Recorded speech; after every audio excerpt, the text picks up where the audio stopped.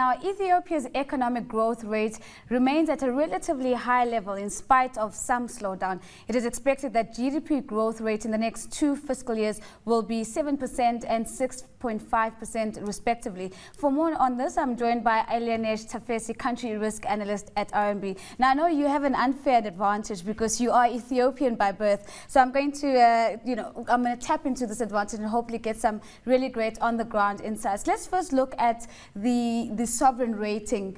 Why would the country consider doing this now? So it's two basic reasons. First of all, the government has indicated that at some point or the other, they would like to issue a Eurobond. Another reason, of course, would be to attract FDI. From a Eurobond perspective, the government is sitting in a position now where they have foreign currency shortages. At the same time, they have very ambitious investment plans for infrastructure.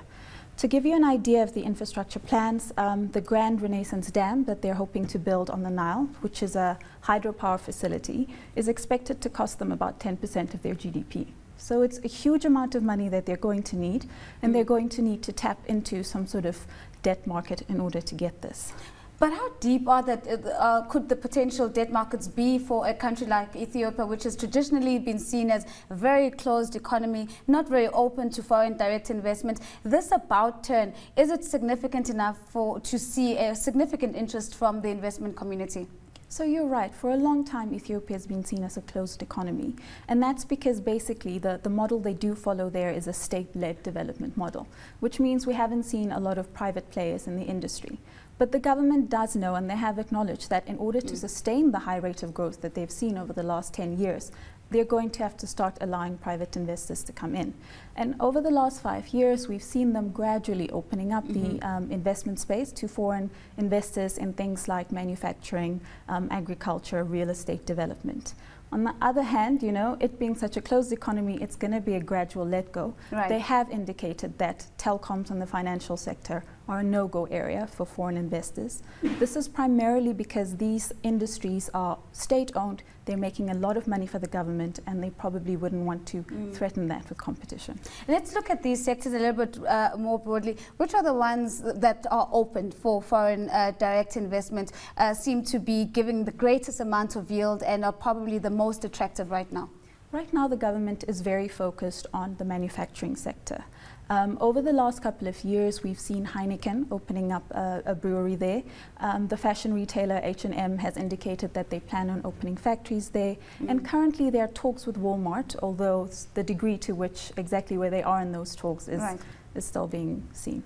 To a large extent, I think Ethiopia often comes in many reports as the poorest country on the African continent, and yet we are seeing growth rates of up to 10%. How is the government turning the tide in terms of translating that growth into socio-economic benefits?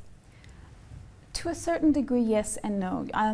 Growth rates are very high, but unfortunately that's because we're coming off a very low base. What is really good is we're seeing a lot of investor interest, primarily because it's been such a closed state. A lot of the industries are underdeveloped, which gives a lot of opportunity for new guys coming into play in that market. At the same time, there are about 90 million people in Ethiopia. It's the second most populous nation on the continent. Right. Great customer base, hopefully, for clients. Right. So all of this combined is getting investor attention. So we're sitting at a place now where government really needs a policy shift to say, we're at this place now where we really do need to start opening up our economy and allowing foreign investors to come in. But how shiny is the Ethiopian story? I mean, we talk about a 10% growth rate, and then we have the IMF coming out and saying, no, actually, we need to review this growth rate. It's actually 6.5, which is a significant drop. From the analysis that RMB does, where do you sit on that scale? So that's definitely one of the problems that you would have with analyzing a country like Ethiopia. Most of the time, inflation figures, GDP growth figures that the government releases is very different to what the IMF will say. At this point, we're looking at about growth of around 7% is what the consensus is on. Right. So that's where we're sitting there. Let's look at the agriculture sector. I mean, it's one of those sectors that has almost been seen as a shining star for Ethiopia, as one that's really going to catapult the country forward. Are we seeing any policies that are supporting the further growth of agriculture? Yeah, so traditionally it's been very much, when we say agriculture in Ethiopia, it's been very much sort of small plot holdings by small farmers in the rural areas. What the government has done these days is to get in investors predominantly from Asian countries, private Indian investors from the Middle East, to do more large-scale farming and exporting of food. This has come with a bit of criticism, the criticism of course being the government is giving this land to the Indian and Asian and Middle Eastern investors by kicking people off the land. So there's a dual problem. I mean, again, I want to be the doomy cloud in the room, because again, you often see Ethiopia accused of a lack of transparency. We see so much illicit trade flows leaving the country, so much so that this accounts for even more what they, in terms of what they're able to attract into the country. Have you seen any clear, bold steps to try and improve transparency and governance in the country? I actually think that their indications of we want to actually get a rating is a good indicator. Right. In order to get one of the three major agencies, Moody's, Fitch, to come in, an S&P to come in and rate you, you have to be very transparent. So I think by being transparent and getting a rating, they're actually sending a signal to the market to say, get comfortable with us, we're here, have a look at what we have to offer. Again, another area of concern has been inflation. I mean, the Ethiopian government has been printing money since 2005. You know, where do we see this? Is there a silver lining, or are we going to see in the horizon this sort of turning around and getting the inflation numbers back in check?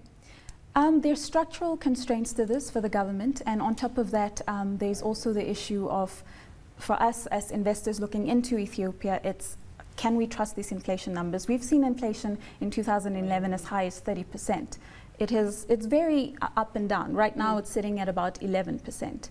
And this is because the only mechanism that the central bank has in order to control inflation would be through, you know, their foreign reserves.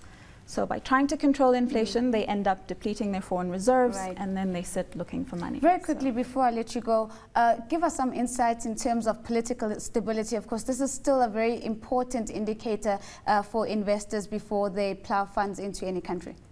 About a year ago, the Prime Minister of Ethiopia, who had been in power for about 20 years, passed away unexpectedly. At that point in time, there was a lot of investor fears that, you know, we could possibly see war breaking out, there's going to be destabilization. But they followed the constitutional process, the acting Prime Minister took over, and it's been relatively stable. That said, I think it's important to note that Ethiopia faces a lot of criticism in terms of their human rights abuses and those sort of track records. So we need to see some sort of improvement on that end. And also questions have come as to the election process. Was it really fair? It's a de facto one-party state at this point.